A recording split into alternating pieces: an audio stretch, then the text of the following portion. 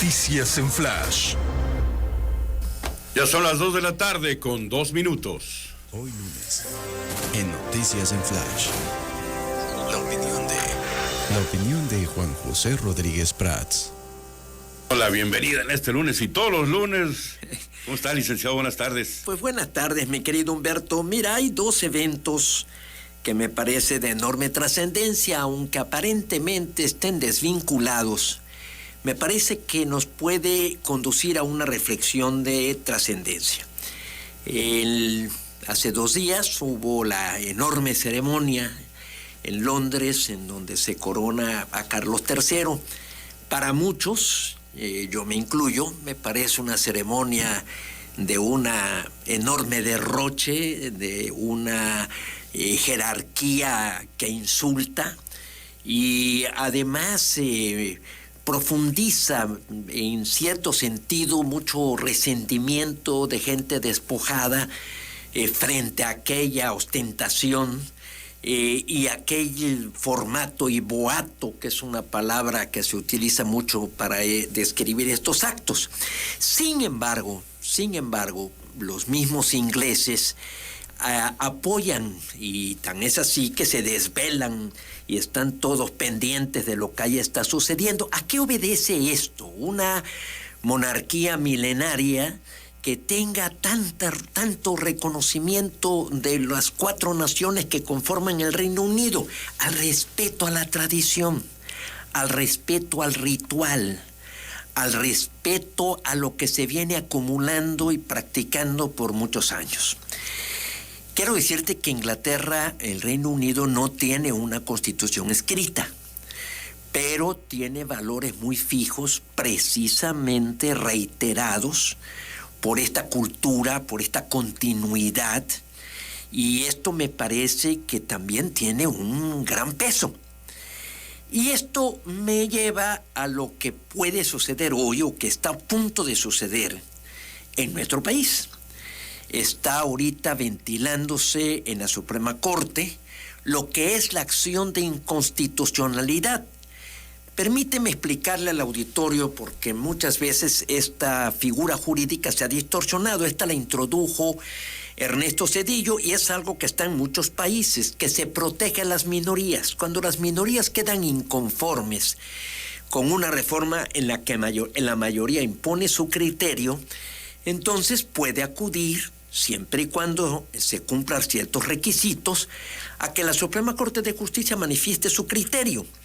No es que la Suprema Corte esté legislando, sino que está considerando si el Poder Legislativo conservó los requisitos, lo que es el proceso, lo que es la elaboración del dictamen, la discusión en comisiones, la discusión en el pleno, y como hubo varias fallas, porque quiero decirte, Humberto, yo tuve 15 años de experiencia en el trabajo parlamentario, que se ha relajado, ha incurrido en muchas fallas el Poder Legislativo. Entonces, sí me parece que fue una buena reforma la que hizo Ernesto Zedillo, en donde se le da la categoría a la Suprema Corte de Justicia de ser un tribunal constitucional, que precisamente está para revisar la Constitución, y por eso una votación tan exigente, no tan solo calificada, sino de 8-3, que tiene que alcanzarse un número de 8 ministros que estén de acuerdo, porque están echando abajo una ley.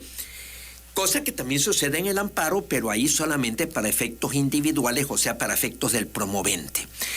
Esto es algo que me recordó un diálogo entre un gran pensador, un gran escritor, premio Nobel, Romain Rolland, que escribió una obra que yo disfruté mucho, es uno de mis libros más preferidos, que es el Juan Cristóbal de Romain Rolland, porque Vasconcelos, en una plática, Romain Rolland le dijo: oiga, ¿por qué ustedes no han progresado? ¿Por qué ustedes no han avanzado? Y Vasconcelos dijo: porque para nosotros no hay nada sagrado, somos ateos, no ateos en que no creemos en Dios, sino en que no hay algo en que seamos consistentes, seamos congruentes.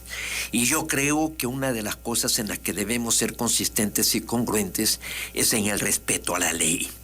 Entonces, a mí me parece que hoy la Suprema Corte puede darnos una luz de esperanza, porque si se cae estas reformas, que solamente es una parte de todo el paquete legislativo que el presidente envió al Congreso en materia electoral, pues entonces se vendrá abajo no tan solo esto y no tan solo lo electoral, sino las 18 iniciativas que fueron aprobadas en lo que ya se conoce como el Viernes Negro, que se pisoteó, se aplastó a la Constitución y al proceso legislativo. Entonces, esto me parece de una gran trascendencia, o sea, las tradiciones, los valores, la cultura de un pueblo debe constituirse con el respeto a las instituciones, a las tradiciones.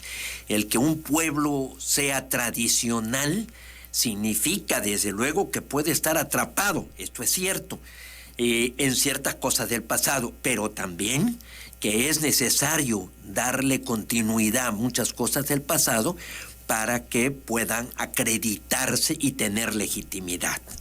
Entonces, ligué estos dos eventos porque me parece que tienen enorme trascendencia. Parece que no, pero sí. Oiga, licenciado, y al emitir hoy el fallo, la Corte dijera, bueno, pues el plan B no pasa. ¿Podría darse una batalla legal entre el gobierno federal y los tribunales, que hubiera alguna apelación, alguna búsqueda de echar para atrás este fallo de la Corte? Mira, estamos en una crisis que no nos debería de sorprender, porque se da en todas las democracias, la diferencia de criterios entre los poderes. En nuestra Constitución hay una... curiosamente, en su propio texto hay una contradicción. El artículo 49 dice: el supremo poder de la Federación se divide para su ejercicio. Quiere decir que el poder es uno. Esto ya lo he dicho varias veces en este programa. El poder es uno, pero tiene órganos. Pero hay un artículo 49, hay un artículo 80, en donde dice se deposita el ejercicio del supremo poder ejecutivo de la Unión en un solo individuo que se denomina presidente de los Estados Unidos mexicanos. Entonces, ¿es un poder o son varios poderes? O sea, el 49 nos dice que es un solo poder que se divide para su ejercicio, y el 80 nos dice que el supremo poder descansa en el presidente, descansa en la persona del presidente. Entonces, hay contradicción. Yo estoy convencido que el poder del Estado es uno y que deben coordinarse los órganos correspondientes. Entonces, yo sí estoy contemplando lo cual sucedió en el régimen presidencial. Por ejemplo, cuando Trump fue presidente, recordemos el choque con el Congreso cuando era Nancy Pelosi la líder de la mayoría en la Cámara de Representantes. Lo estamos viendo, por ejemplo, en Francia, en donde mediante una interpretación Emmanuel Macron pone una reforma en materia de pensiones. Inclusive también en Inglaterra se dio el caso del Brexit. Entonces, yo siento que no nos debería de sorprender, nos debería de alegrar, porque eso quiere decir que los mecanismos que la democracia ha creado para controlar el ejercicio del poder funcionan. Y finalmente, esta es una pregunta que surge de algo que sentencia el expresidente Felipe Calderón, que les dice a los panistas que van a terminar perseguidos y presos. Mira, yo creo que aquí yo coincidiría con el presidente Calderón. Ah, caray. Mira, yo creo que los partidos tenemos una obligación de proteger a nuestros militantes, pero somos correligionarios, no pertenecemos a una cofradía. Pertenecemos a una organización que se sustenta en principios. ¿Qué debe hacer un partido? Y que sucede en todos los partidos. Cuando postula una persona y esa persona llega a un cargo público y tiene un desempeño y se desvía de los principios de su partido, el partido debe saber deslindarse. A mí no me gustó esa expresión del que el que toca a uno toca a todos. Esto me parece un comentario de una pandilla. Para mí, en el momento que hay el señalamiento, y ha habido señalamientos desde hace muchos años, porque se está refiriendo el presidente Calderón al asunto de la alcaldía Benito Juárez, en donde reside la población más leal panista. Ahí está. Los panistas desde 2000 venimos gobernando esa delegación. Posteriormente Es un bastión panista en la Ciudad de México. Es el bastión más celoso, es el bastión más firme del panismo. Y se le ha faltado el respeto porque ha habido quejas, ha habido señalamientos y el PAN las ha soslayado. Y ahora cierra filas, inclusive invita a los otros partidos, cuando la actitud debe ser investiguen a fondo. Desde luego hay que presumir la inocencia y defender hasta donde lo permita la ley. Claro, tenemos una justicia que también está sesgada, eso hay que decirlo, porque ese mismo rigor del aparato estatal para tratar a un partido de oposición no lo hace cuando se trata del partido del presidente. O, por ejemplo, el caso de la ministra, que nunca debió haber llegado a ser ministra y que resulta que está impidiendo que se conozca la verdad de la investigación que hace la Comisión de Ética de la UNAM. O, por ejemplo, fíjate que esto es tremendamente preocupante. Van varias mujeres que andan buscando a sus parientes, a sus hijos desaparecidos y son asesinados. ¿Qué quiere decir? Que esas mujeres lograron aproximarse en la investigación a los verdaderos culpables, que sin duda fueron los que reaccionaron matándolas. O sea, esas mujeres fueron más eficaces que el Estado. Esas mujeres, en su investigación individual, encontraron a quienes fueron los que ejecutaron, los que cometieron homicidio, los que desaparecieron a sus seres queridos.